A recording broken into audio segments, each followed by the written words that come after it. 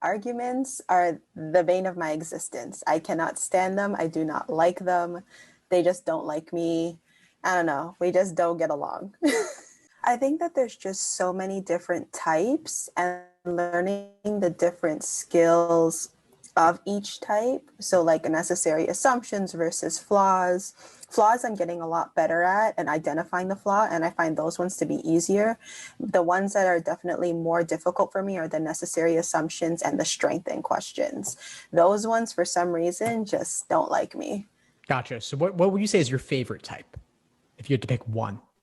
If I had to pick, I'd say flaws. Okay. So you like flaw, but you don't like necessary assumption. You don't like strengthen. What if I told you that question types? No. I hear you.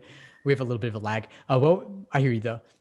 What if the question type didn't matter nearly as much as people thought it did? And what if flaw and necessary assumption were almost the same thing? Well, that would be an interesting perspective. It'd be nice, right? Because then Yeah. it's not about the question type, it's about the gap. So flaw questions, we're telling them why they're wrong. We're telling them Yeah. why they're dumb. We're telling them what have they failed to consider? What have they not bothered to explicitly state? That right there is flaw versus necessary assumption. Flaw, it's vulnerable to criticism because Right. they didn't even think of it. Necessary assumption, they simply haven't bothered to lay out the underlying assumptions they're making. But in that case, the argument might be reasonable.